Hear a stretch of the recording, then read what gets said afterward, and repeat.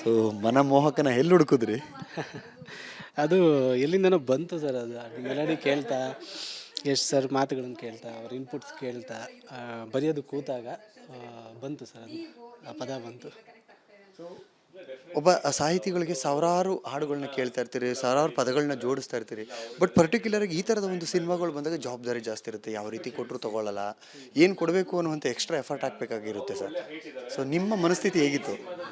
So ಆ ಭಯ ಖಂಡಿತವಾಗ್ಲೂ ಹಾಡು ಬಂದಾಗಿತ್ತು ನನಗೆ. ಅಂದರೆ ಹೀಗೆ ತುಂಬ ಒಂದು ವಿಸಿಬಿಲಿಟಿ ಇರುವಂಥ ಸಿನಿಮಾಗಳು, ಸೊ ಆಡಿಯೋ ಅಂದರೆ ನನ್ನನ್ನು ಇದು ಮಾಡಿದ್ದಾರೆ ಅಂದರೆ ಚೂಸ್ ಮಾಡಿದ್ದಾರೆ ಅಂದಾಗ ಒಂದು ಜವಾಬ್ದಾರಿ ಇರುತ್ತೆ, ಒಂದು ಎಕ್ಸ್ಪೆಕ್ಟೇಷನ್ ಇರುತ್ತೆ ಅವ್ರಿಗೆ ಅನ್ನೋದು. ಅಂದರೆ ಅವ್ರು ಮಾತಾಡೋವಾಗಲೇ ಹೇಳ್ಬಿಟ್ಟಿದ್ರು, ನಿಮ್ಮ ಸಾಂಗ್ಸ್ಗಳೆಲ್ಲ ತುಂಬ ಇಷ್ಟ ನನಗೆ, ನಿಮ್ಮ ಸಾಂಗ್ಸ್ಗಳೆಲ್ಲ ತುಂಬ ಇಷ್ಟ ನನಗೆ, ನೀವು ಬರೆಯೋ ಸಿಂಪಲ್ಲಾಗಿ ತುಂಬ ಡೆಪ್ತಲ್ಲಿ ಬರೀತೀರ, ಅದೆಲ್ಲ ಇಷ್ಟ ನನಗೆ ಅಂತ ಹೇಳಿದ್ರ ತಕ್ಷಣ ಒಂದು ಜವಾಬ್ದಾರಿ ಜಾಸ್ತಿ ಆಯಿತು. ಅದ್ರ ಜೊತೆಗೆ ಒಂದು ಸ್ವಲ್ಪ ಕಾಮಾದೆ ನಾನು, ಅಂದರೆ ಒಂದು ಆತ್ಮೀಯತೆ ಬೆಳೀತು. ಆ ವಾಯ್ಸಲ್ಲೇ ನನಗೆ ಕಂಫರ್ಟ್ ಮಾಡಿದ್ರು. ಅದಾದಮೇಲೆ ಬರೆಯೋದು ಕೂತಾಗ ಎಲ್ಲೂ ತೀರಾ ಪ್ರೆಷರ್ ಅನ್ನಿಸ್ಲಿಲ್ಲ. ಬಟ್ ಅದು ಇನಿಷಿಯಲಿ ಬಂದಾಗ ಖಂಡಿತವಾಗ್ಲೂ ಇದ್ದೇ ಇತ್ತು. ಸೊ ಟಾಕ್ಸಿಕ್ ಸಿನಿಮಾದ ಕರೆ ಬಂದಾಗ ಹೇಗಿತ್ತು ನಿಮ್ಮ ಒಂದು ಒಳಗಿನ ಒಂದು ಖುಷಿ?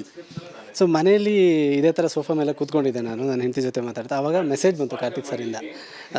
ಸೊ ಕಾರ್ತಿಕ್ ಸರಿಗೆ ಮೆಸೇಜ್ ಮಾಡಿ ಹೆಂಗಿದೆ ನಿಮ್ಮ ಶೆಡ್ಯೂಲ್ ಇನ್ನೊಂದು 4-5 ದಿನ ಅಂತ ಕೇಳಿದ್ರು. ನಾನು ಇಲ್ಲ ಸರ್, ಏನಿಲ್ಲ, ಒಂದಿಷ್ಟು ಹಾಡುಗಳಿದೆ ಮುಗಿಸ್ಕೊಡ್ಬೇಕಷ್ಟೇ ಅಂತೇಳಿ. ಹಾಗಿದ್ರೆ ಬಾಂಬೆಗೆ ಬರ್ಬೋದಾ ಅಂತ ಕೇಳಿದ್ರು. ಟಾಕ್ಸಿಕ್ಕಿಗೆ ಹಾಡು ಬರೀಬೇಕು ಅಂತ ಹೇಳಿದ್ರು.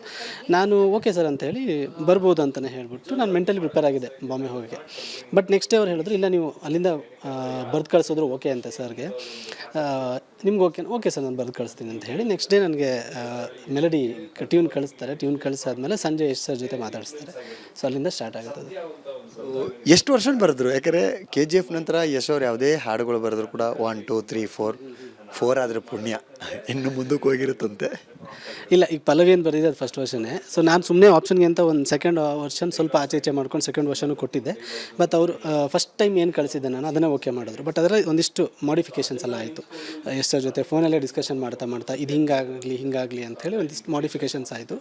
ಚರಣಕ್ಕೆ ನಾನು 4 ವರ್ಷನ್ ನಾನೇ ಕೊಡುವಾಗಲೇ ಕೊಟ್ಬಿಟ್ಟಿದ್ದೆ. ನನಗೆ ಗೊತ್ತಾಗ್ತಿರಲಿಲ್ಲ, ಜಡ್ಮೆಂಟ್ ಇಲ್ಲ. ಸೊ ಬರಿತಾ 4 ವರ್ಷನ್ಸ್ ಕಳಿಸ್ಬಿಟ್ಟಿದ್ದೆ.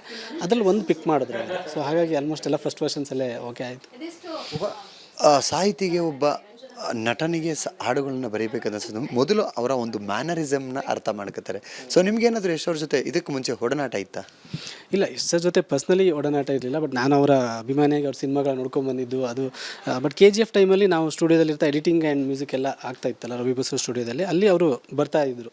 ಅದನ್ನು ಅಬ್ಸರ್ವ್ ಮಾಡೋದಕ್ಕೆಲ್ಲ ಬರ್ತಾಯಿದ್ರಲ್ಲ. ಆವಾಗ ತುಂಬ ಹತ್ತಿರದಿಂದ ನೋಡಿದೆ. ಬಟ್ ನನಗೆ ಸ್ವಲ್ಪ ಮುಜುಗರ, ಹೋಗಿ ಫೋಟೋ ಕೇಳೋದಾಗಿರ್ಬೋದು, ಮಾತಾಡ್ಸೋದಾಗಿರ್ಬೋದು. ಅಂದರೆ ಅವರು ಆರಾಮಾಗಿದ್ದರೆ ಓಕೆ. ಬಟ್ ಅವರು ಟೀಮ್ ಜೊತೆ ಇರೋರು ಒಳಗಡೆ ಹೋಗ್ತಿದ್ರು, ಹೊರಗಡೆ ಬಂದು ಏನೋ ಡಿಸ್ಕಷನಲ್ಲಿ ಇರ್ತಿದ್ರು. ಹಾಗಾಗಿ ನಾನು ಜಾಸ್ತಿ ಡಿಸ್ಟರ್ಬ್ ಮಾಡೋಕ್ಕೆ ಹೋಗಿರಲಿಲ್ಲ.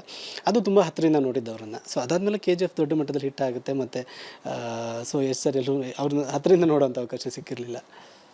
ಈ ಹಾಡು ಫೈನಲ್ ಆಗುತ್ತೆ, ಒಂದಷ್ಟು ಆನೇರ ಆಗುತ್ತಾ ಇಲ್ವಾ ಅನ್ನೋದಷ್ಟು ಗೊಂದಲನೂ ಇರುತ್ತೆ. ನಿಮ್ಗೇನಾದ್ರು ಕನ್ಫರ್ಮೇಷನ್ ಬದಲೇ ಕೊಟ್ಟಿದ್ರೆ ಇಲ್ಲ ನಿಮ್ಮ ಲಿರಿಕ್ ಫೈನಲ್ ಆಗಿದೆ, ನಿಮ್ಮದೇ ವರ್ಷನಲ್ಲೇ ಇರುತ್ತೆ ಅಂತ? ಇಲ್ಲ, ಕನ್ಫರ್ಮ್ ಆಗಿತ್ತು ಮುಂಚೆನೇ ನನಗೆ. ಇದೆಲ್ಲ ಫೈನಲ್ ಆಗ್ತಿದ್ದಂಗೆ ಮತ್ತೆ ಒಂದು ಸತಿ ಡಿಸ್ಕಷನ್ ಆಗಿ ಆ್ಯಂಡ್ ಆ ಥರ ಏನಾದರೂ ಇದ್ದರೆ ನಾನು ಕಮ್ಯುನಿಕೇಟ್ ಮಾಡ್ತಾರೆ ಅಂತಲೇ ಗೊತ್ತಿತ್ತು. ಬಟ್ ಅದೊಂದು ಇದ್ದೇ ಇರುತ್ತೆ ಯಾವಾಗಲೂ ಒಂದು ಸಿನಿಮಾದಲ್ಲಿ, ಗೊತ್ತಿಲ್ಲ. ಯಾಕಂದರೆ end of the day cinema ದೊಡ್ಡದು, ಸಿನಿಮಾದಲ್ಲೆಲ್ಲ ಡ್ಯೂರೇಷನ್ ಇದಾಗ್ಬಿಟ್ಟು ಕಟ್ ಮಾಡೋದು ಈ ಥರದಲ್ಲೇ ಇರುತ್ತೆ. ಅದೊಂದು ಭಯ ಇರುತ್ತೆ.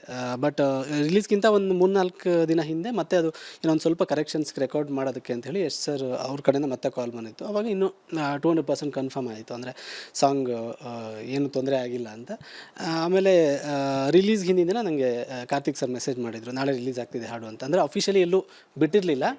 ಬಟ್ ಅವರು ತಾರಾ ಸುತಾರಿ ಅವರು ಒಂದು ಸ್ಟೇಟಸ್ ಹಾಕ್ಕೊಂಡಿದ್ರಲ್ವ, ಅದಕ್ಕೂ ಮುಂಚೆ ನನಗೆ ಕಮ್ಯುನಿಕೇಟ್ ಮಾಡಿದರು, ನಾಳೆ ರಿಲೀಸ್ ಆಗ್ತಿದೆ, ಸಾಂಗ್ ತುಂಬ ಚೆನ್ನಾಗಿ ಬಂದಿದೆ ವಿಜುವಲ್ ಅಂತ ಎಲ್ಲ.